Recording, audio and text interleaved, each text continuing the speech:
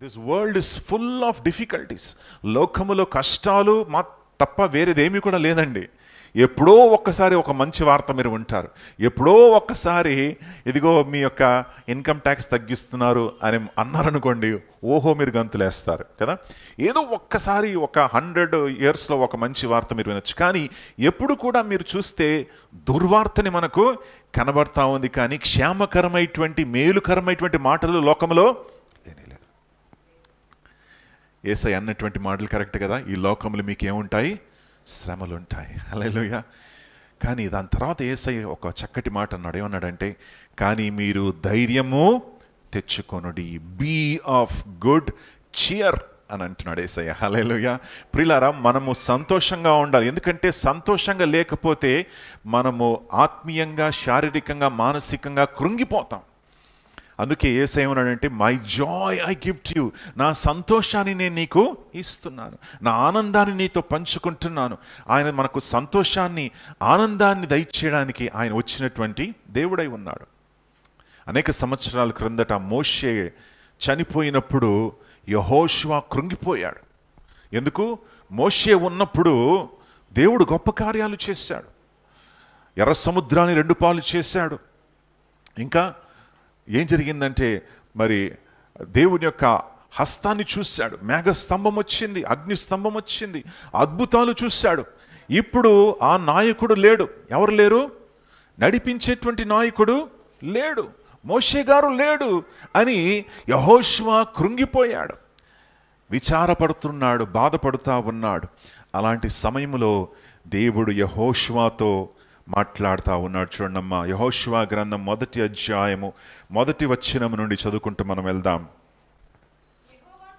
నా సేవకుడైనటువంటి మోషే మృతి నొందెను. కొంతమంది గతములోనే ఉంటారండి.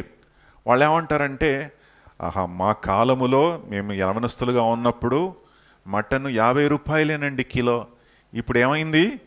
1000 రూపాయలకి వెళ్ళిపోయిందండి బాబు. మా కాలంలో ఒక బ్యాగ్ పట్టుకెళ్తే ఒక 20 రూపాయలు ఉంటే చాలు, మేమేం చేసేవాళ్ళం? కూరగాయలు సంతంతా కూడా పట్టుకొచ్చేసేవాళ్ళం కదా. వాళ్ళు ఎప్పుడు కూడా ఎక్కడ కనెక్ట్ చేస్తున్నారంటే గతానికి కనెక్ట్ చేస్తారు. గతములో అలా ఉండేదండి, రోడ్లు చాలా చక్కగా ఉందండి. ఇప్పుడు రోడ్ల మీద వెళ్తున్నామా లేక చంద్రమండలంలో వెళ్తున్నామా తెలియట్లేదు. చంద్రమండలం కూడా ఎలా ఉంటుంది? అన్నీ కూడా గుంటలు ఉంటాయి. అలాంటి ప్రదేశంలో మనం ఉంటున్నామో తెలియట్లేదండి. గతములో అలా ఉండేదండి, గతములో అలా జరిగిందండి. దేవుడు ఏమంటున్నాడంటే, మోషే నా సేవకుడు ఏమైపోయాడు? మరణించాడు. అంటే గతం ఏమైపోయింది? Chapter close. హల్లెలూయా.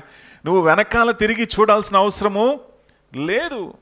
దేవుడు ఏమంటుంటే, యెహోషువ వెనక తిరిగి చూడకు, don't keep thinking about the past. గతములో అలా జరిగింది, గతములో అలా ఉంది, గతములో మరి మన్నా కురిసింది. పిల్లలారా, మీకు తెలుసా మన్నా కురిసేదయ్యా? మన్నా ప్రతిరోజు వచ్చేది, ఇప్పుడు మన్నా రావట్లేదు. ప్రతిరోజు దేవుడు అగ్ని స్తంభంగా వచ్చేవాడు, ఇప్పుడు రావట్లేదు. దేవుడు ప్రతిరోజు మేఘంగా మన మీద ఉండేవాడు, ఇప్పుడు రావట్లేదు అని ఎవరు చెప్తా కూర్చున్నారు? యెహోషువ గారు చెప్తా ఉంటే దేవుడు వచ్చి, యెహోషువ బాబు లెగునన్నా, మోషే చనిపోయాడు, అయిపోయింది. ఇప్పుడు నీ ముందు ఒక నూతన కార్యాన్ని పెడుతున్నాను, ఒక నూతన దర్శనాన్ని నీకు ఇస్తూ ఉన్నాను, ఒక నూతన మరి పని నువ్వు చెయ్యాలి. అదేంటంటే ఇశ్రాయేలీయులను నువ్వే నడిపించాలి. హల్లెలూయా. మోషే గారు అయిపోయింది టైము. ఆయన దగ్గర నువ్వు సేవ చేశావు, ఆయనకు పరిచర్య చేశావు, ఆయనకు సహాయము చేశావు.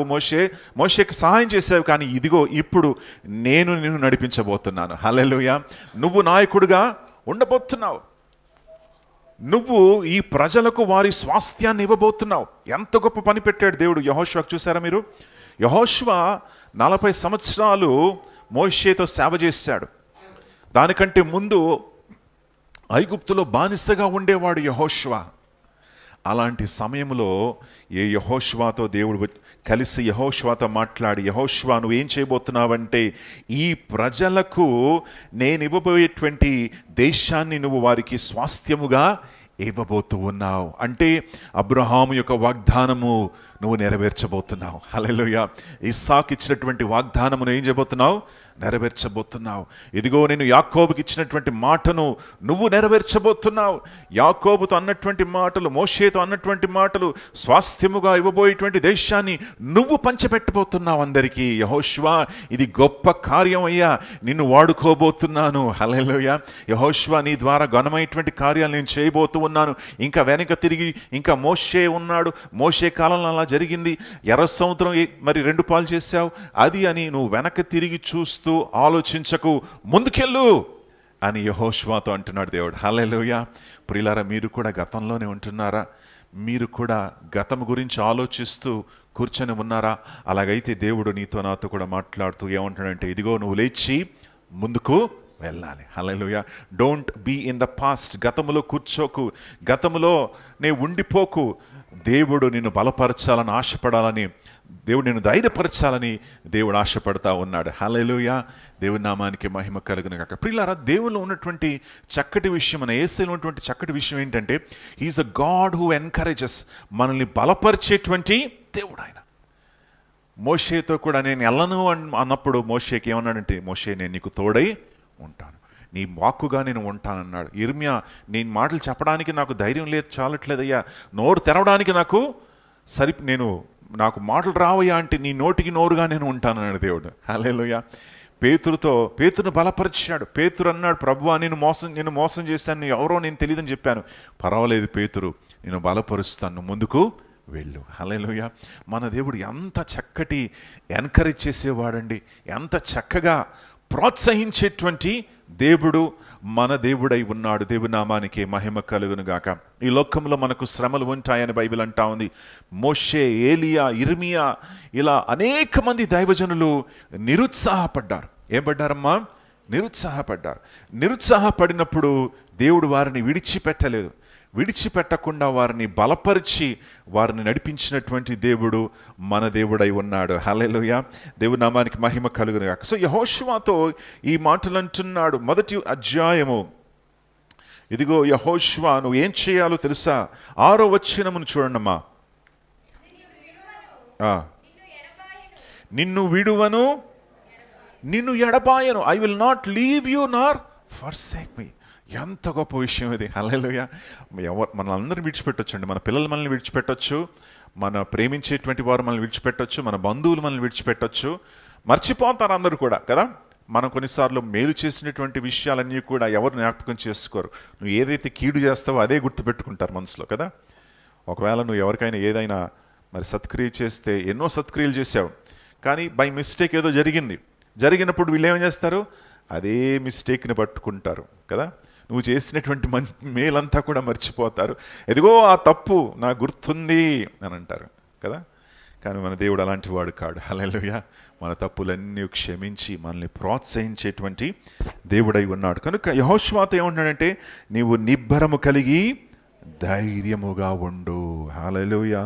ప్రియులారా, మనము ధైర్యంగా ఉండాల్సినటువంటి అవసరము ఎంతో ఉంది. ఎన్ని మార్లు అంటున్నాడు చూడమ్మా. 6వ వచనము, 7వ వచనము, 9వ వచనం, 3 సార్లు మరి యెహోషువను కలిసి యెహోషువ నిబ్బరము కలిగి ధైర్యంగా ఉండు. Be strong, be courageous. Verse 9, ఇదిగో నేను నీకు ఆజ్ఞాపించలేదా? నిబ్బరము కలిగి ధైర్యము. Be strong. హల్లెలూయా. ప్రియులారా, నువ్వు నేను కూడా ఈ లోకంలో ఉన్నప్పుడు, లోక పరిస్థితులు మనం చూస్తూ ఉన్నప్పుడు, మన ఇంటి పరిస్థితి, లేక మన ఆర్థిక పరిస్థితి, మన కుటుంబ పరిస్థితులు, ఇవన్నీ కూడా చూస్తూ ఉన్నప్పుడు మనము బిత్తరపోయేటువంటి అవకాశం ఉంటుంది, భయపడేటువంటి అవకాశం మనకు ఉంటుంది. కానీ దేవుడు ఏమంటున్నాడంటే, భయపడకు, నేను నీకు తోడై ఉన్నాను. హల్లెలూయా. నేను నీకు తోడై ఉన్నానని దేవుడు అంటున్నాడు. కనుక దేవుడు ఏమంటున్నాడంటే, నీకు తోడై ఉన్నాను. 7వ వచనములో ఏమంటున్నాడంటే, ఇంకో మాట అంటున్నాడు చూడమ్మా. అయితే నీవు నిబ్బరము కలిగి జాగ్రత్త పడి బహుధైర్యంగా ఉండు. చూడండి, జనరల్గా ఈ యెహోషువ ఎవరంటే, హీజ్ అ మిలిటరీ కమాండర్. ఆయన మిలిటరీ అతను, అంటే సైన్యాధిపతి. ఆయన సైన్యానికి నాయకుడు యెహోషువ. ఇశ్రాయేలు సైన్యానికి అధిపతి ఆయన ద్వారా దేవుడు విజయాలను అనుగ్రహించాడు. అమాలేకీయులను మరి ఓడించాడు. అనేక శత్రువులను ఓడించినటువంటి జయశీలుడు ఈయన. ఎవరు? యెహోషువ. Is a military man. కత్తి ఉంటుంది ఎప్పుడు ఆయన దగ్గర, కవచం వేసుకొని ఉంటాడు. శిరస్త్రానం ఉంటుంది, కాళ్ళకు జోడులు వేసుకొని ఉంటాడు, మిలిటరీ పర్సన్ ఆయన. ఈ మిలిటరీ పర్సన్ దగ్గరికి వెళ్ళి, బాబు నువ్వు మిలిటరీ అతనువి కదా, ఇదిగో నీవు సైన్యాన్ని బాగు చేసుకో, నీ కత్తులంతా కూడా వాడిగా చేసుకో, సైన్యాన్ని చక్క చేసుకో అని దేవుడు అనట్లేదు. ఏమంటున్నాడు? ఈ మిలిటరీ మ్యాన్తో దేవుడు ఏమంటున్నాడంటే, బాబు నువ్వు దేవుని వాక్యాన్ని దివారాత్రములు ధ్యానించు. ఏమిటి ప్రభు ఇది? నేనేంటి? I'm military man. నేనేం చేయాలి?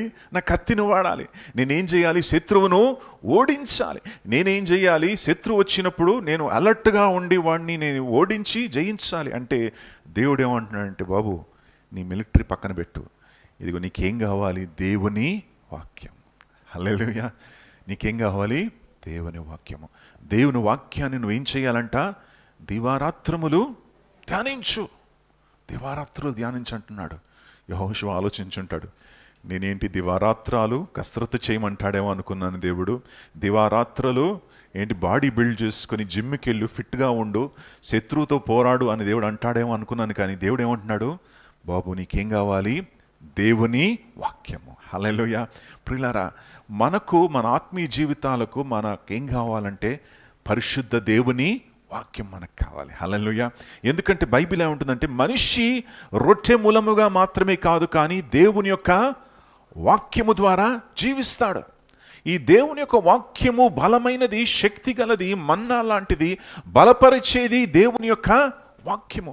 ఈ దేవుని యొక్క వాక్యాన్ని మనం తీసుకున్నప్పుడు మనము బలము, శక్తిని పొందుకొని మనము జయ జీవితాన్ని జీవించగలము. హల్లెలూయా. రెండో విషయం ఏంటంటే, యెహోషువ ఈజ్ ఎ మిలిటరీ కమాండర్. ఆయన మిలిటరీ సైన్యానికి అధిపతి అయి ఉన్నాడు. చూడండి, ఇప్పుడు మన చీఫ్ ఆఫ్ కమాండ్ అంటారు కదా, చీఫ్ ఆఫ్ కమాండ్ దగ్గర ఆర్మీ, నేవీ, ఎయిర్ ఫోర్స్ ఈ ముగ్గురు ఉంటారు. వాళ్ళ ముగ్గురు పైన ఒక అతను ఉంటాడనమాట. అలాంటి వ్యక్తి ఇతను ఎవరు? యెహోషువ. ఇతని దగ్గరికి వెళ్ళినప్పుడు దేవుడు ఏమంటాడంటే, యెహోషువతో అంటున్నాడు, యెహోషువ నీవు పోరాడేటువంటి యుద్ధము ఆత్మీయ యుద్ధము. Hallelujah. The battle you are fighting, నువ్వు ఏదైతే పోరాడుతూ ఉన్నావో అది శారీరక యుద్ధము కాదు యెహోషువ, ఇది ఆత్మీయ యుద్ధము. ప్రిలారా, నువ్వు నేను కూడా మీ జీవితాల్లో జరిగేటువంటి పోరాటాలు మీకేం కనిపిస్తుందంటే, వాడు నాతో పోరాడుతున్నాడు, ఆయన ఇలా అంటున్నాడు, వీడు ఇలా అంటున్నాడు, మరి వాళ్ళు ఇలా చేశారు, వీళ్ళు ఇలా చేశారు, అందుకే మరి నేను అలర్ట్గా ఉండాలి, పోరాడాలి, పోట్లాడాలని అనుకుంటున్నారు మీరు. నో, మనము ఒక ఆత్మీయ యుద్ధములో మనము ఉన్నాం. Hallelujah. We are in a spiritual battle. ఒక ఆత్మీయ యుద్ధములో మనం పోరాడుతూ ఉన్నాం. మన శత్రువులు ఎవరై ఉన్నారు? సాతానుడు, తన యొక్క అనుచరులు కదా, వాటితో మనం పోరాడుతూ ఉన్నాం. కనుక దేవుడు ఏమంటున్నాడంటే, నువ్వు నిబ్బరం కలిగి ధైర్యంగా ఉండు. ఇదిగో యెహోషువ నీ ప్రక్కన కత్తి ఉంది, కానీ దీనికంటే వాడిగల కత్తి నా దగ్గర ఒకటి ఉంది. అదేంటంటే దేవుని యొక్క వాక్యము. హల్లెలూయా. వాడిగలిగినటువంటి కత్తి అయినటువంటి దేవుని యొక్క వాక్యాన్ని నువ్వు దివారాత్రములు చదివినట్లయితే అది నీలో పనిచేస్తుంది. నువ్వు ధైర్యంగా ఉంటావు, నువ్వు ముందుకెళ్ళి దేవుని కార్యాన్ని నువ్వు చేస్తావు. హల్లెలూయా. కనుక ప్రియులారా, మనల్ని మనం బలపరుచుకోవాలంటే మనకేం కావాలి? దేవుని యొక్క వాక్యము కావాలి. హల్లెలూయా. యెహోషువ దేవుని యొక్క వాక్యాన్ని కలిగి ఉండాలి అని దేవుడు మరి మరలా ఆయనను ప్రోత్సహించి బలపరుస్తున్నట్లుగా మనం చూస్తూ ఉన్నాం. ప్రియులారా, మనము నిరుత్సాహపడిపోయినప్పుడు మనకు ఎంతో అవసరమైనది ఏంటంటే దేవుని యొక్క పరిశుద్ధ గ్రంథము, దేవుని యొక్క వాక్యము. మనము కీర్తనల గ్రంథము 1వ అధ్యాయంలో కూడా ఈ మాటలు మనం చూస్తున్నాం. మనకందరికి తెలిసినటువంటి కీర్తన సామ్స్ చాప్టర్ 1 వర్స్ 1 ఆన్వర్డ్స్. మొదటి చూస్తారా, మీకు అందరికీ ఈ మాటలు ఎలా వచ్చు? కంఠస్థంగా మీకు వచ్చు కదా. దుష్టుల ఆలోచనలు చెప్పిన నడవక, పాపుల మార్గమును నిలవక, అపహాసులు కూర్చుండే చోట కూర్చోక, దేవుని యొక్క వాక్యమందు దివారాత్రములు ధ్యానించువాడు ధన్యుడు అని దేవుడు అంటున్నాడు. ప్రియులారా, ఈ వ్యక్తి ఎలా ఉంటాడంటే 3వ వచనములో, ఆకు వాడక తన కాలములో ఎలా ఉంటాడు? ఫలమిచ్చేటువంటి చెట్టుగానే ఉంటాడు. హల్లెలూయా. ఇప్పుడు యెహోషువ ఏం చేయాలి? ఫలించాలి కదా. యెహోషువ ఫలించాలి. యెహోషువ ఏమవ్వాలి? తన ఆత్మీయ జీవితం బలపరచబడాలి. యెహోషువ నీకేం కావాలంటే ఆత్మీయ బలము, శక్తి కావాలి. కనుక మరి నువ్వు ఫలించాలి. కనుక నువ్వు ఏం చేయాలి? దేవుని యొక్క వాక్యమును ధ్యానించాలి. ప్రియులారా, మీరు ధ్యానించేటప్పుడు జనరల్గా మెడిటేషన్ అంటారు కదా, ఆ మెడిటేషన్ టైంలో వాళ్ళు ఏం చేస్తారంటే అన్నీ మర్చిపోండి అని అంటారు. అంటారా? అనరా? ఫర్గెట్ ఎవ్రీథింగ్, నీ మైండ్ని ఖాళీగా పెట్టుకో అంటారు. ఖాళీగా పెట్టుకొని ఒక విషయం వైపు నీ మనస్సును కేంద్రీకరించనంటారు కదా. దట్ ఈస్ ఈ రోజులో చూస్తున్నాం మన దేశంలో, ఇతర దేశాల్లో కూడా మెడిటేషన్ టెక్నిక్ ఈ రీతిగా ఉంటుంది. నీ మనస్సుని ఏం చేసుకోవాలంట? ఖాళీ చేసుకోవాలి. కానీ దేవునికి వాక్యం ఏముంటుందో తెలుసా? నిజంగా నువ్వు ధ్యానం చేయాలంటే వాక్యమును నీ మనస్సులో నింపుకోవాలి. హల్లెలూయా. నీ మనస్సును ఖాళీగా పెట్టకండి. హల్లెలూయా. ధ్యానించాలంటే if you really want to meditate, నువ్వేం చేయాలంటే వాక్యాన్ని నీ మనస్సులో నింపుకో. వాక్యమును నింపుకొని వాక్యమును ధ్యానించు. ఆ రోజుల్లో ఎలా ధ్యానం చేసేవారు తెలుసా? ఎలా చదివేవారు తెలుసా? దేవుని యొక్క వాక్యాన్ని వినండి. ఈ రోజుల్లో కూడా యూదులు అదే రీతిగా చదువుతూ ఉంటారు. వాళ్ళు ఏం చేస్తారు తెలుసా? దుష్ట ఆలోచన చెప్పున నడవక, పాపుల మార్గం నిలవక, అపహాసులు కూర్చుని చోటున కూర్చోక, యెహోవా ధర్మశాస్త్రమందు దివరాత్రము ధ్యానించేవాడు ధన్యుడు, అతడు నీటి ఓరున. చూసారా? గమనించారు అది? That is the way they meditate. అది ఆ రోజుల్లో మెడిటేట్ చేసేవాళ్ళు. వాళ్ళు ఊగుతూ వాళ్ళు కదులుతూ ఏం చేసేవారు? మెడిటేట్ చేసేవారు. Hallelujah. So that is the way they used to pray. ప్రార్థన చేసేప్పుడు కూడా వాళ్ళు ఆ మూమెంట్తో ప్రార్థన చేసేవారు. మీరు మరి ఈ యొక్క యెరూషలేం పట్టణానికి వెళ్తే వాల్ ఉంటుంది అక్కడ. దాన్ని ఏమంటారంటే హేరోదు యొక్క మందిరం యొక్క గోడ, ఒక గోడ మాత్రమే మిగిలిపోయింది. ఆ గోడ దగ్గరికి వెళ్ళి వెయిలింగ్ వాల్ అంటారు. మా తల్లిగారు వెళ్ళారు అక్కడికి. వాళ్ళు ఏం చేస్తారంటే గోడను పట్టుకొని ఏడుస్తూ ఉంటారు, కన్నీరు గారుస్తూ ఉంటారు, ప్రార్థిస్తూ ఉంటారు. అక్కడ వాళ్ళ ప్రార్థన ఇలా ఉంటుంది అనమాట. దిల్ బి మూవింగ్, ఆ మూమెంటులో ఉంటుంది అనమాట. సో ప్రియులారా, so when you meditate on the word of God, దేవుని యొక్క వాక్యాన్ని మెడిటేట్ చేసేటప్పుడు వాక్యాన్ని ఉచ్చరించాలి. ఏం చేయాలి? వాక్యాన్ని ఉచ్చరించాలి. హల్లెలూయా. కేవలం మనస్సులో పెట్టుకోవడం మాత్రమే కాదు. You need to speak the word. వాక్యమును ఏం చేయాలి? ఉచ్చరించాలి. వాక్యాన్ని ఉచ్చరించినప్పుడు ఆ వాక్యము నీలోకి వెళ్తుంది, నువ్వు బలపరచబడతావు, వాక్యము ద్వారా నువ్వు స్థిరపరచబడతావు అని బైబిల్ సెలవిస్తూ ఉంది. కనుక దేవుని యొక్క వాక్యాన్ని ధ్యానించేటువంటి వాడు ఎలా ఉంటాడంట? నీటి ఓరున నాటబడినటువంటి ఒక చెట్టు వలె ఆయన ఉంటాడు. హల్లెలూయా. ఒక అద్భుతమైనటువంటి చెట్టు, ఒక ఫలించేటువంటి చెట్టు వలె ఆయన ఉంటాడని బైబిల్ అంటా ఉంది. హల్లెలూయా. మీరు ఎప్పుడైనా నీటి ఓరున నాటబడినటువంటి చెట్టును చూసారా? దాంట్లో బైబిల్ ఏముంటుందంటే ఆకు కూడా ఏమవుదంట? వాడదు. ఒక్క ఆకు కూడా వాడదు. ఆకు ఎలా ఉంటుంది? పచ్చగా ఉంటుంది. ఎందుకు? దాంట్లో ఈ యొక్క డ్రైనెస్ అనేది లేదు. దాంట్లో ఏమీ లేదు, ఎండిపోయేటువంటి తత్వము లేనే లేదు. హల్లెలూయా. ప్రియులారా, మనం యేసయ్యలో నాటబడినట్లయితే మనం ఎలా ఉంటామో? పచ్చగా ఉంటాం. Hallelujah. We will be full of life. జీవము మనలో ఉంటుంది. ఆ జీవం మనలో ఉన్నప్పుడు మనము సంతోషంగా, ఆనందంగా మనం ఉంటాము. దివారాత్రములు మనము ధ్యానించినప్పుడు ఏమవుతుందంట? తన వాక్యమును మనము సేవించి వాక్యము యొక్క సారమును మనలో తీసుకుంటూ ఉంటామని బైబిల్ అంటా ఉంది. హల్లెలూయా. దేవుని నామానికి మహిమ కలుగును గాక. ఈరోజు నువ్వు నేను కూడా నీటి ఓరున నాటబడినటువంటి చెట్టు వలె మనం ఉండాలి. 92వ కీర్తనలో కూడా కీర్తనకారుడు దావీదు మాటలంటున్నాడు. చూడమ్మా, 92వ కీర్తన 12వ వచనం నుండి చదవండి. చాలండి. వారు ఎలా ఉంటారంట? ఖర్జూరపు వృక్షవలె ఉంటారు. ఖర్జూరపు చెట్లు మన దగ్గర చాలా తక్కువ, కానీ ఖర్జూరపు చెట్లు అరణ్యములో పెరుగుతాయి. ఖర్జూరపు చెట్లు అరణ్యములో ఎలా పెరుగుతాయి అంటే దానికి వాటర్ వేసినా వాటర్ వేయకపోయినా స్థిరంగా ఉంటాయి. అవి ఎంత గాలి వచ్చినా, ఎంత తుఫాను వచ్చి కొట్టినా సరే ఏమవుతుంది? ఆ చెట్టు మాత్రం పడిపోదు. అది బెండ్ అవుతుంది కానీ ఇరిగిపోదు. ఆ చెట్టు వంగుతుంది కానీ ఏమి కూడా జరగదు. ఎటువంటి కష్టం వచ్చినా, ఎటువంటి శ్రమలు వచ్చినా సరే ఆ చెట్టు మాత్రం స్థిరముగా నిలిచి ఉంటుంది. చక్కటి ఫలాలను 80 సంవత్సరాల వరకు అది ఇస్తుందంట. How many years? 80 ఇయర్స్. ఒక చెట్టు 80 ఇయర్స్ వరకు ఫలాలు ఇస్తుందంటే ఎంత గొప్ప విషయం అది కదా.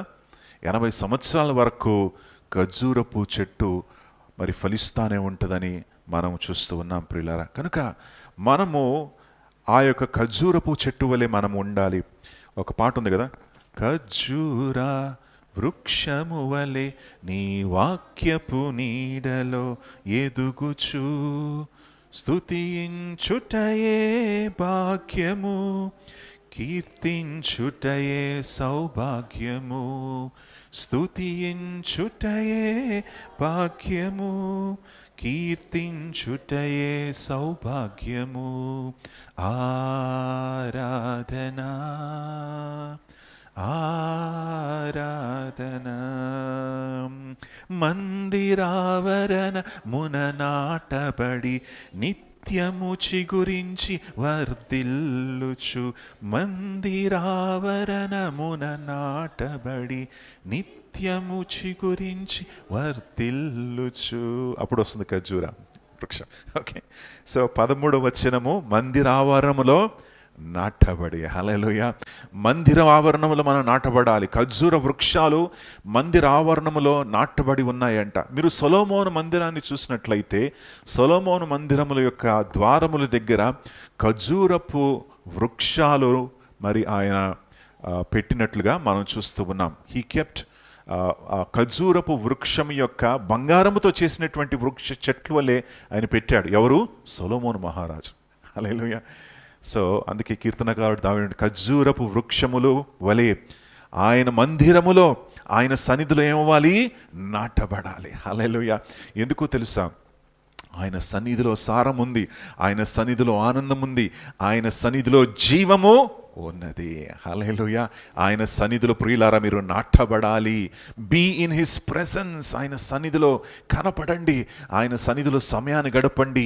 అలా చేసినట్లయితే మీరు సారవంతులై ఉంటారు, సారముతో మీరు ఉంటారు, మీరు బలవంతులై ఉంటారు, మీరు అలసిపోకుండా సొలసిపోకుండా మీరు మరి స్థిరముగా మీరు ఉంటారని మీకు జ్ఞాపకం చేస్తూ ఉన్నాను. దేవుని నామానికే మహిమ కలుగును గాక. హల్లెలూయా.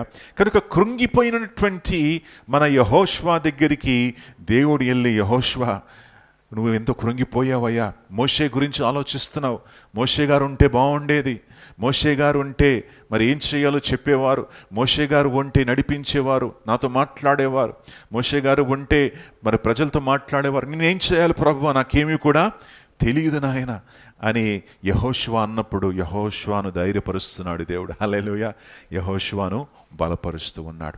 ప్రియులారా, నువ్వు నేను కూడా మరి ధైర్యపరిచేటువంటి వారుగా, బలపరిచేటువంటి వారుగా మనం మారాలని దేవుడు సెలవిస్తా ఉన్నాడు. అపోస్తల కార్యం 4వ అధ్యాయము 36వ వచనములో యోసేపు అనేటువంటి ఒక వ్యక్తి మనకు కనబడతా ఉన్నాడు. ఎవరండి?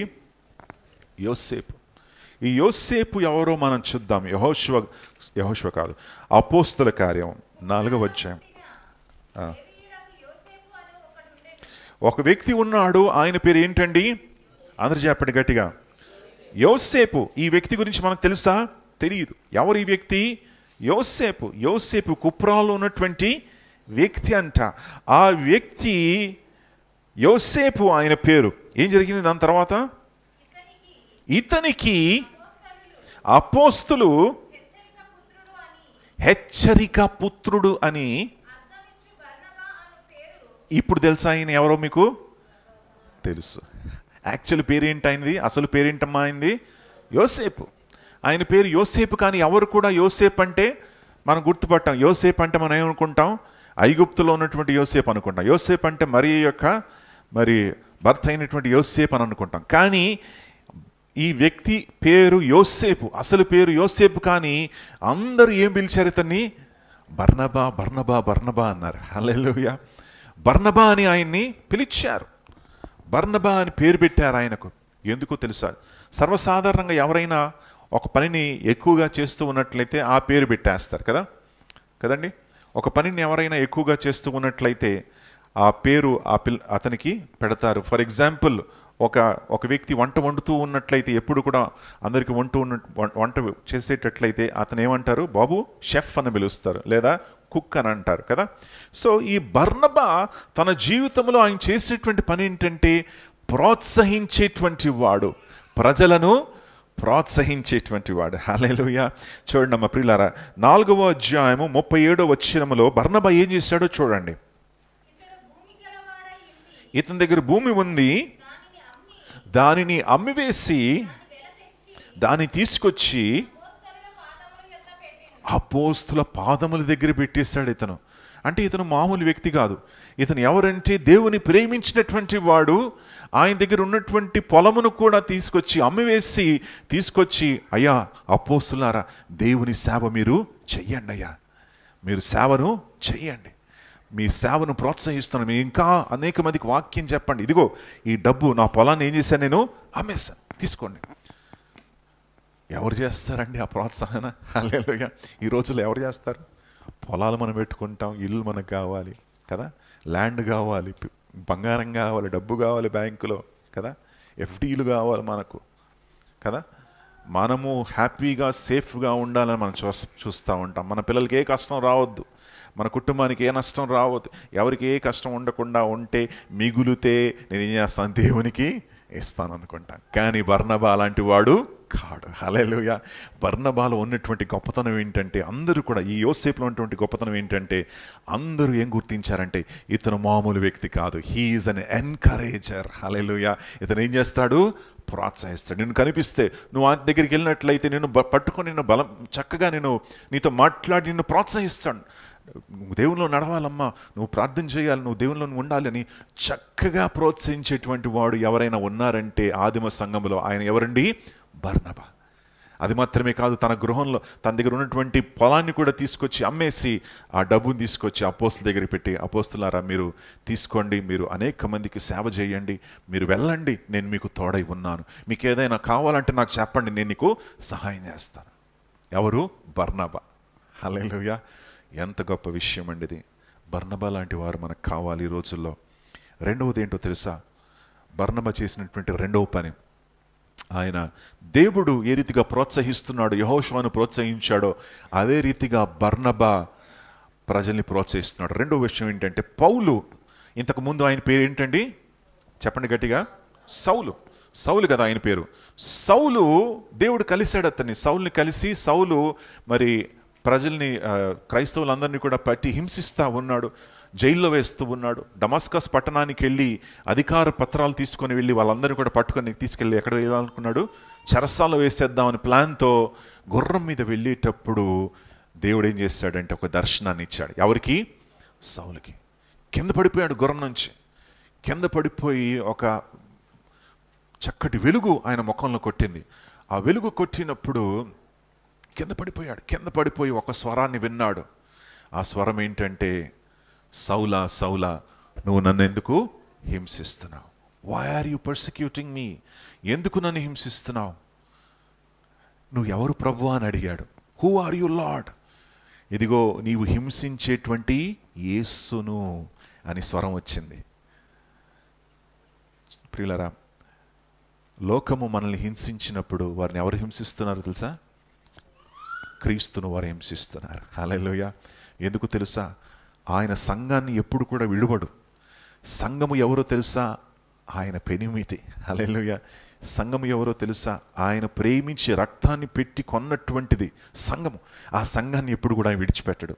ఒకవేళ మీరు హింసిస్తున్నట్లయితే, ఎవరైనా సంఘాన్ని హింసిస్తున్నట్లయితే, వారు ఎవరిని హింసిస్తున్నారు? క్రీస్తును. హల్లెలూయా. క్రీస్తును వారు హింసిస్తున్నారు కనుక యేసు ప్రభుల వారు వారిని దర్శిస్తాడు. హల్లెలూయా. యేసు ప్రభుల వారిని దర్శించి వారి జీవితాలను మారుస్తాడు. అనేక సంవత్సరాల క్రిందట, మేబీ 1999 అనుకుంటా, ఒరిస్సా ప్రాంతంలో బరియాగంజ్ అనుకుంటా దాని పేరు, I can't remember the name. ఆ ప్రాంతంలో ఒక ఆస్ట్రేలియా దేశపు మిషనరీ తన 2 కుమారులు, ఆయన తన భార్య, 3 పిల్లలు, ఒక అమ్మాయి 2 అబ్బాయిలు, ఆయన తన భార్య అక్కడ ఉన్నటువంటి లెప్రసీ కాలనీ, కుష్ఠరోగుల యొక్క కాలనీలో ఆయన ఉంటూ సేవ చేస్తూ ఉన్నాడు. కుష్ఠరోగుల మధ్యలో సేవ చేస్తూ వారికి సహాయం చేస్తూ ఉన్నాడు. అలాంటి సమయంలో ఒకానొక రాత్రి ఆయన భార్య లేదు, ఆయన కుమార్తె లేదు, వాళ్ళు వేరే ప్రాంతంలో ఉన్నారు. అలాంటి సమయంలో కొంతమంది తీవ్రవాదులు వచ్చి ఈయన కారులోనే పడుకున్నాడు, ఆయనకు ఉన్నటువంటి జీప్లో పడుకున్నాడు. 2 కుమారులు పెట్టుకొని పడుకున్నాడు. 2 కుమారులు పెట్టుకొని పడుకున్నప్పుడు కొంతమంది ఉగ్రవాదులు వచ్చి ఆ యొక్క జీప్ పైన దాడి చేసి ఆ జీప్ని తగలబెట్టేశారు. ఇతను తన యొక్క ఇద్దరు చిన్న కుమారులు యవన మేబీ 10 years 9 years 10 years అలాంటి వయసు కలిగినటువంటి యవ్వన కుమారులు ఆయనతో పాటు చనిపోయారు. ఎస్. సో చనిపోయినప్పుడు ఎవరైతే ఆ యొక్క పని చేస్తారో అతను తీసుకెళ్ళి చెరసాల్లో వేశారు. చెరసాల్లో వేసినప్పుడు వాళ్ళ తల్లిని అడిగారమ్మా, అమ్మ ఇదిగో అతన్ని పట్టుకున్నాం, నువ్వేమనుకుంటున్నావు అతని గురించి? జనరల్గా ఏమంటారు అందరూ, ఆయనకి ఏమవ్వాలి, ఉరి శిక్ష పడాలి, ఆయన చనిపోవాలి అని మరి కోపంతో అంటారు కదా. కానీ ఆమె ఏమన్నదంటే, నా యేసయ్య నన్ను క్షమించాడు కనుక నేను కూడా ఏం చేస్తాను, ఆయన్ని క్షమిస్తాను. ఎవరు చెప్పగలరండి ఈ మాటలు? ఈ లోకం చెప్పగలదా? యేసు చేత తాకబడినటువంటి వారు మాత్రమే చెప్పగలరు దాన్ని. హల్లెలూయా. యేసయ్య రక్తము చేత కడగబడినటువంటి వారు, యేసును ప్రేమించేటువంటి వారు మాత్రమే క్షమించగలరు. మిగతా వారు ఏమంటారంటే, పగతో వాడిని చంపేయాలి, వాడిని నాశనం చేయాలి, దుర్మార్గుడు అని అంటారు. అలాంటి వ్యక్తి ఏమైనాడో తెలుసా? ఈరోజు యేసును నమ్ముకున్నాడు అతను. హల్లెలూయా. యేసును నమ్ముకున్నాడు. చెరసాలలో యేసును నమ్ముకున్నాడు.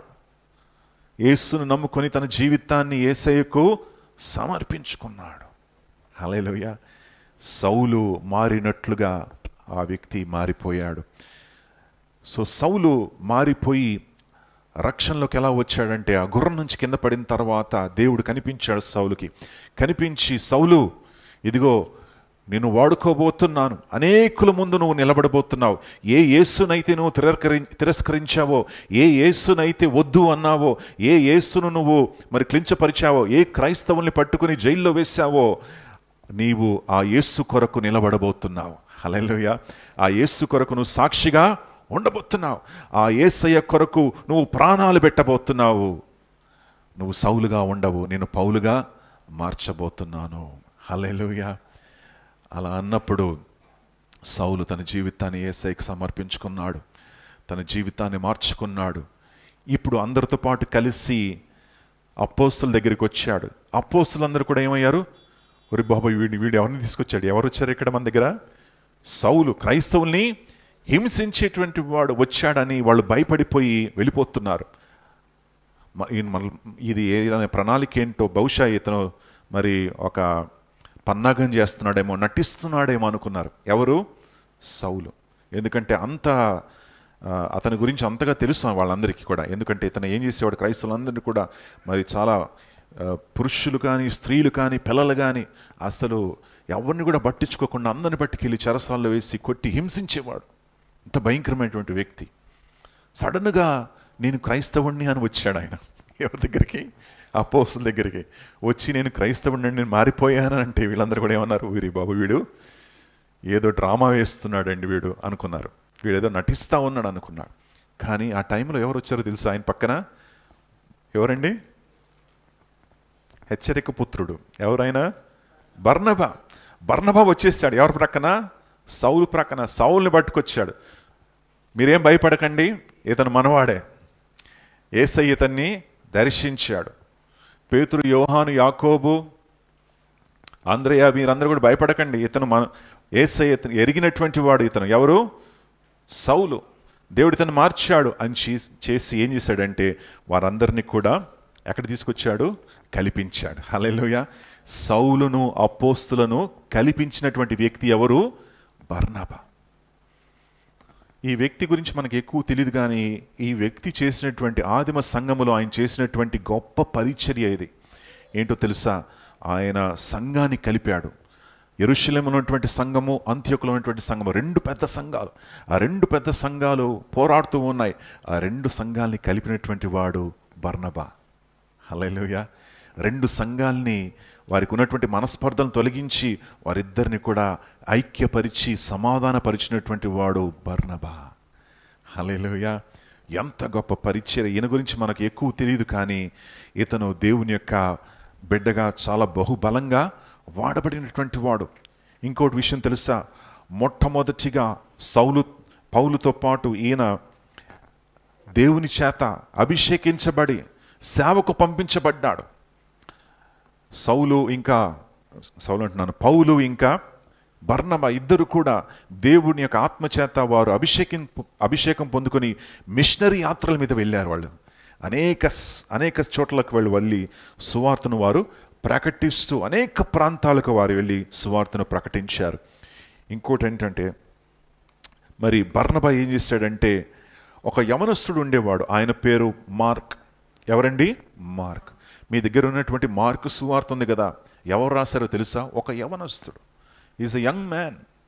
మొట్టమొదటి సువార్తలు రాసినటువంటి మొదటి సువార్త ఏంటో తెలుసా? మార్కు సువార్త. Mark is the first gospel that was written. మత్తయి కాదు, మార్కు మొట్టమొదటిగా రాయబడింది. ఎవరు రాశారు అంటే మార్క్ అనేటువంటి యవనస్తుడు రాశాడు. ఈ యవనస్తుడు ఎవరి మాటలు విన్నాడో తెలుసా? ఎవరు చెప్పేటప్పుడు రాశాడో తెలుసా సువార్త? పేతురు. ఎవరండి?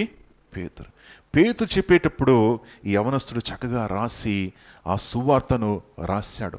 పేతురు తన యొక్క ప్రసంగాలను వింటూ, ప్రసంగాల్లో పేతురు చేసినటువంటి ప్రసంగాలన్నీ కూడా, యేసయ్య గురించి చెప్పినటువంటి మాటలన్నీ కూడా ఎవరు రాశారు? మార్క్ రాశాడు. హల్లెలూయా. ఈ మార్కును మరి ప్రోత్సహించినటువంటి వారు ఎవరో తెలుసా? ఎవరండి? మన బర్నబా. హల్లెలూయా. ఒక టైంలో పౌలు గారు ఏమన్నారంటే, నాకు మార్కు వద్దు, ఎందుకంటే వాడు దేవుని వదిలేసి వెళ్ళిపోయాడు, దూరం అయిపోయాడు, నాకు వద్దు అని అన్నాడు. మరి బర్నబా ఏమన్నాడంటే, పర్వాలేదు పౌలు గారు, నేను మార్కుని నడిపిస్తాను, మీరు భయపడకండి, మీరు వెళ్ళండి, మీరు సువార్త చేసి చెప్పండి అని చెప్పి ఇతను ఏం చేశాడంటే మార్కును పట్టుకొని, ఈ యవనస్తుని పట్టుకొని ఆయన ప్రోత్సహించి, ఆయన బలపరిచి దేవుని మార్గంలో నడిపింపచేసి ఆయనను దేవునిలోకి నడిపించాడు. ఎవరు? బర్నబా. హల్లెలూయా. ఆయన మార్కు గొప్ప సేవకుడిగా మారాడు. పేతురుకి చాలా సహాయం చేశాడు. తర్వాత పౌలు ఏమన్నాడంటే, మార్కుని తీసుకురా అంటున్నాడు. ఎవరు? పౌలు. అప్పటి వరకు ఏమన్నాడు పౌలు? నాకు వద్దు, ఆ యవనస్తుడు దేవునికి దూరం అయిపోయాడు, నాకు వద్దని చెప్పాడు. ఇప్పుడు ఏమంటాడంటే, అయ్యా నాకు మార్కు కావాలి. ఎందుకు? ఆయన చక్కటి సేవ చేస్తున్నాడు, నాతో పాటు కలిసి సేవ చేయాలని చెప్పి దైవజనుడైనటువంటి పౌలు పిలుస్తూ ఉన్నాడు. కనుక ప్రియులారా, బర్నబా యొక్క పరిచర్య ఈరోజు మీ ముందు పెడతా ఉన్నాను.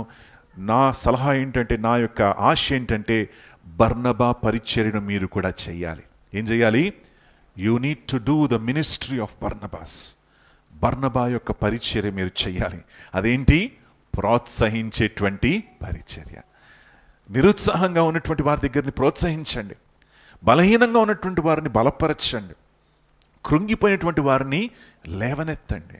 హల్లెలూయా. నిరుత్సాహంగా ఉన్నటువంటి వారికి వెళ్ళి మంచి మాటలు చెప్పి వారిని బలపరచండి. ఆ పరిచర్య చాలా గొప్ప పరిచర్య. హల్లెలూయా. ఆ పరిచర్య ద్వారా అనేక మంది స్థిరంగా ఉంటారు. ఆ పరిచర్య ద్వారా అనేక మంది ఆశీర్వదించబడతారు. ఆ పరిచర్య కొరకు నువ్వు నేను కూడా పిలవబడ్డాం.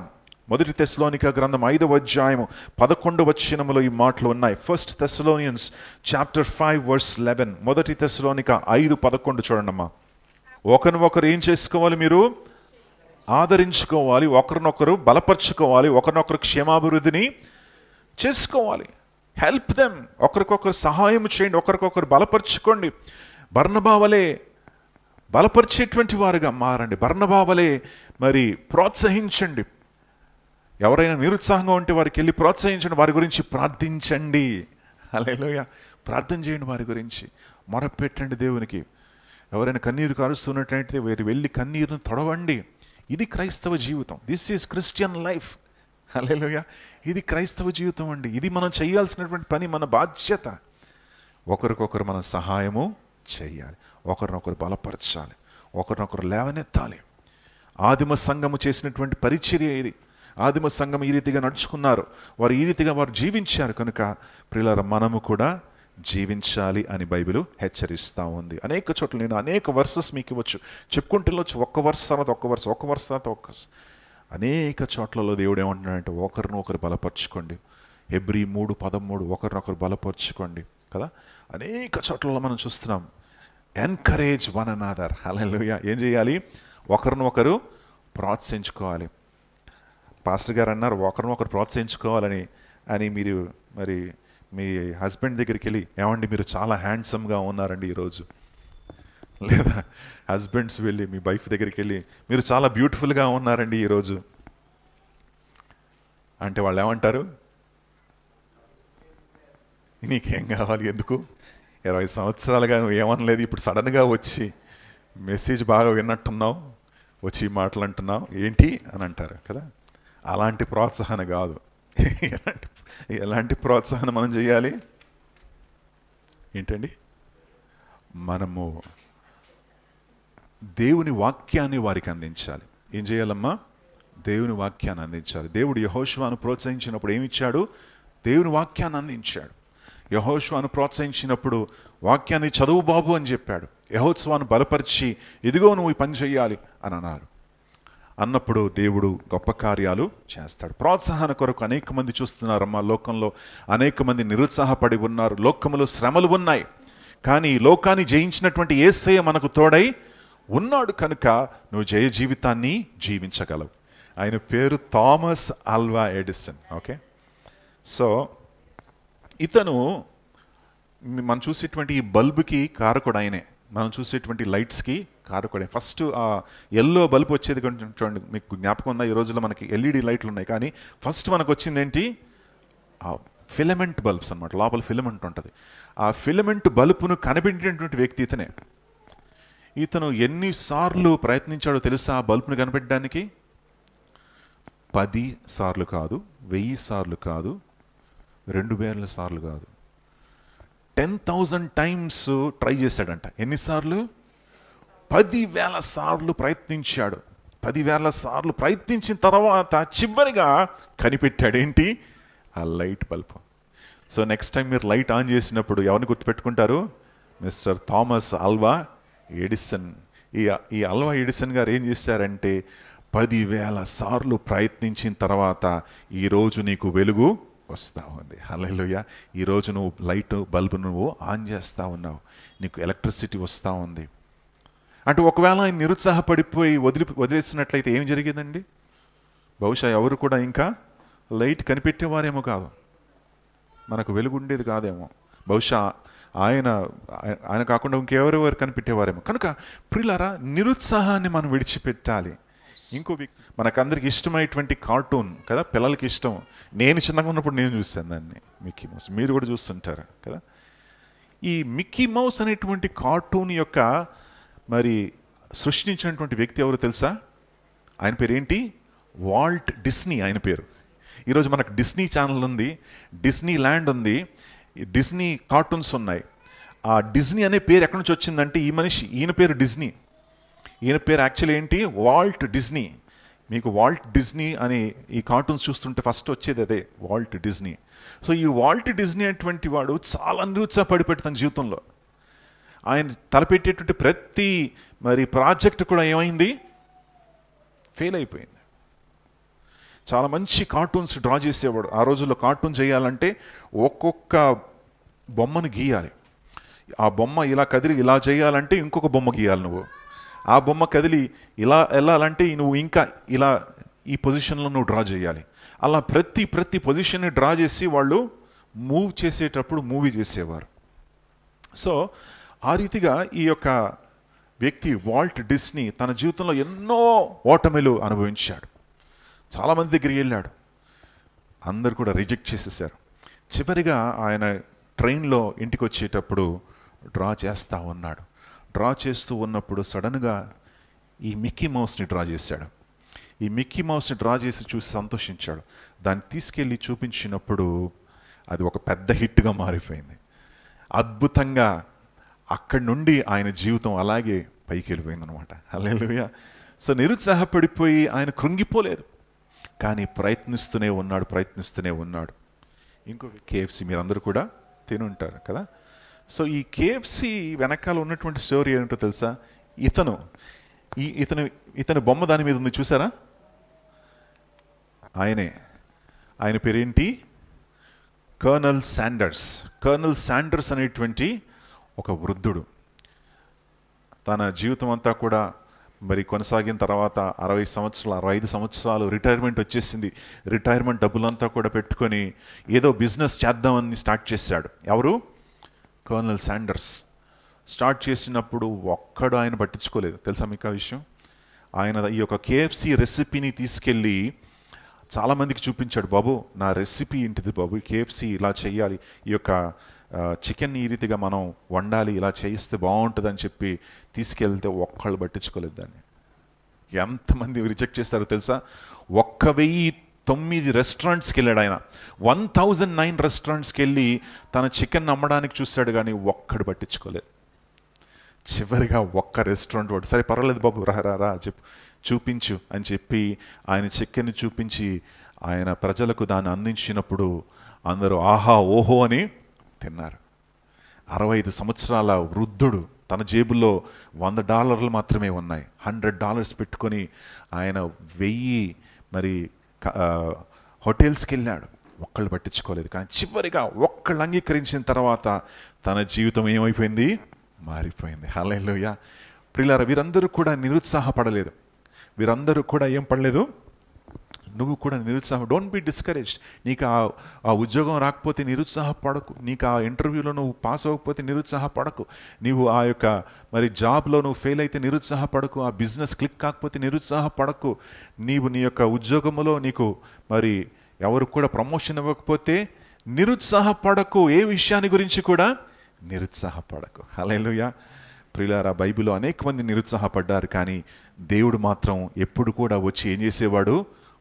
ప్రోత్సహించేవాడు. Hallelujah. God used to always encourage. నువ్వు ప్రోత్సహించేటువంటి వారిగా ఉండాలి. ఎవరు కూడా నిన్ను నిరుత్సాహపడకుండా, మరి ఎవరు కూడా నిన్ను ప్రోత్సహించకుండా లేనట్లయితే నువ్వేం చేయాలి తెలుసా? If there is nobody to encourage you, నిన్ను ప్రోత్సహించడానికి ఎవరు కూడా లేరు అనేటువంటి సమయంలో నువ్వేం చేయాలో తెలుసా? ఏం చేయాలి? 1 సమూయేలు గ్రంథము 30వ అధ్యాయము, 1 సమూయేలు 30వ అధ్యాయం 6వ వచనము చూద్దాం. 1 Samuel chapter 30. దావీదు మిక్కిలి దుఃఖపడ్డాడు, ఎందుకంటే తన కుటుంబము, తన యొక్క బిడ్డలు, తనకున్నటువంటి అంతా కూడా శత్రువు వచ్చి ఆయన ఎత్తుకెళ్ళిపోయాడు.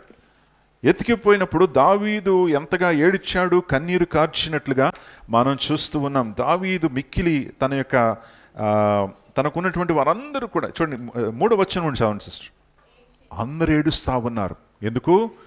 దావీదు తన యొక్క కుటుంబం అంతా కూడా శత్రువు వచ్చి తీసుకెళ్ళిపోయాడు. 6వ వచనము, దావీదు మిక్కిలి దుఃఖపడ్డాడు, వేదనలో ఉన్నాడు, భారంలో ఉన్నాడు. మరియు వాళ్ళందరూ ఏమంటున్నారు? దావీదుని చంపేద్దాం, వీడి కారణాన్ని బట్టి మనకి శ్రమలు వచ్చాయని అన్నప్పుడు ఎంత చక్కటి మాట. దావీదు ఏం చేశాడంట?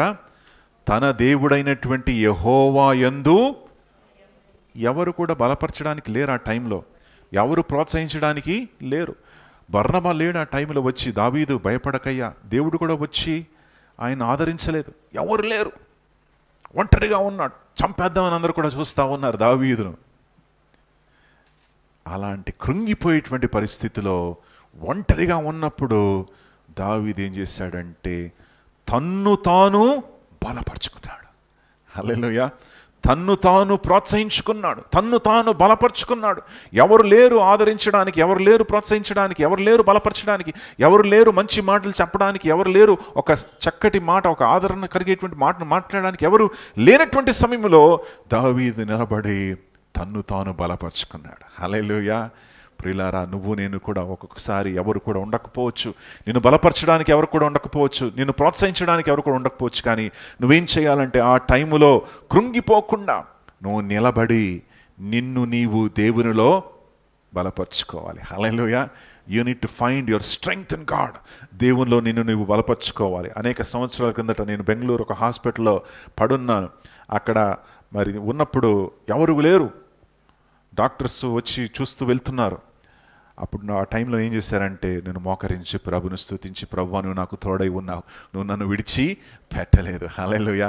ప్రభువా నీవు నన్ను బలపరిచేటువంటి దేవుడై ఉన్నావు, నన్ను స్వస్థపరిచే దేవుడై ఉన్నావు, నీవు నన్ను లేవనెత్తేటువంటి దేవుడై ఉన్నావు. ఇదిగో నేను ఇక్కడ నుండి బయటికి వస్తాను, ఇదిగో నా దేవుడు నాకు తోడై ఉన్నాడు కనుక ఏ అపాయం నాకు రాదు, నా దేవుడు నా పక్షాన ఉన్నాడు అని ధైర్యంగా నేను ప్రకటిస్తూ ఉన్నాను. అప్పుడు డాక్టర్ వచ్చామన్నాడు, ఎందుకయ్యా బాబు నువ్వు ఉన్నావు, ఇంటికి అని అన్నాడు. హల్లెలూయా. దేవుడు పరిపూర్ణ స్వస్థ అనుగ్రహించి నన్ను నడిపించాడు. కనుక some times you have to encourage your self. కొన్నిసార్లు నువ్వేం చేయాలి? నిన్ను నీవు ప్రోత్సహించుకోవాలి, నిన్ను నీవు ధైర్యపరచుకోవాలి, నువ్వు నిలబడి చెప్పాలి, దేవుడు నాకు తోడై ఉన్నాడు, ఇదిగో ఈ సమస్య వచ్చినా సరే పర్వాలేదు, నేను దీనిపైన ఏం చేస్తాను? విజయాన్ని సాధిస్తాను. నా దేవుడు నా పక్షాన ఉన్నాడని నిన్ను నీవు ధైర్యపరచుకున్నట్లయితే దేవుడు నిన్ను బలపరిచి నడిపిస్తాడు. దేవుని నామానికి మహిమ కలుగును గాక. ప్రార్థన చేద్దాం. పరిశుద్ధుడా నీకు స్తోత్రాలు. ఇదిగో తండ్రి, యెహోషువ కృంగిపోయినప్పుడు ఆయన బలపరిచావు, మోషే కృంగిపోయినప్పుడు బలపరిచావు ప్రభువా, దావీదు కృంగిపోయినప్పుడు బలపరిచావు. ఇదిగో తండ్రి, ఇర్మియా కృంగిపోయినప్పుడు బలపరిచావు, ఏలియా ప్రవక్త కృంగిపోయినప్పుడు బలపరిచావు తండ్రి. అయ్యా, కృంగినటువంటి వారిని బలపరిచేటువంటి దేవుడై ఉన్నావు, నీకు స్తోత్రాలు తండ్రి. ఈరోజు ఒకవేళ ఎవరైనా నా ప్రియ సహోదరులు ఎవరైనా తండ్రి కృంగిపోయినట్లయితే తండ్రి, వారి జీవితాన్ని బలపరిచి తండ్రి, ఏ విషయాన్ని గురించి అయినా తండ్రి వారు చింతిస్తూ ఉన్నట్లయితే, బాధపడుతున్నట్లయితే, కృంగిపోయినట్లయితే తండ్రి వారిని బలపరిచి ప్రోత్సహించి వారిని లేవనెత్తండి అయ్యా. ఏ విషయాన్ని గురించి కూడా తండ్రి వారు చింతించకుండా సమస్తము తండ్రి ప్రార్థనా విజ్ఞాపన ద్వారా నీ చేతిలో సమర్పించి ధైర్యముగా జీవించే కృపను వారికి దయచేయండి అయ్యా. అయ్యా, మమ్మల్ని నడిపించే దేవుడు మాకు తోడై ఉన్నాడు, మమ్మల్ని బలపరిచే దేవుడు మాకు తోడై ఉన్నాడని తండ్రి మేము ధైర్యంగా చెప్పే కృపను మాకు దయచేయండి. వాక్యాన్ని తండ్రి నెమరు వేసేటువంటి కృపను మాకు దయచేయండి. వాక్యాన్ని ఉచ్చరించేటువంటి కృపను మాకు దయచేయండి. నీ వాక్యాన్ని చదివేటువంటి కృపను మాకు దయచేయండి. నీటి ఓరున నాటబడినటువంటి చెట్టు వలె మేము ఫలించలాగిన సహాయం చేయండి అయ్యా. నీకే స్తోత్రాలు. మీ నామానికి మహిమ కలుగును గాక. బర్నబా యొక్క పరిచయం మాకు దయచేయండి. బర్నబా వలె ప్రభువా, lord I want to encourage others. నేను ఇతరులని ప్రభు ప్రోత్సహించాలని ఆశపడుతున్నాను, ఇతరులను బలపరచాలని ఆశపడుతున్నాను. ఇతరులకు కావాల్సినటువంటి ఆదరణ, బలము, శక్తిని ప్రభువా నేను మరి అనుగ్రహించాలని ఆశపడుతున్నాను. నన్ను బలపరిచి నడిపించిన ఆయన నీకే మహిమ కలుగును గాక. యేసయ్య పేరట మనం చేస్తున్నాను తండ్రి. ఆమేన్.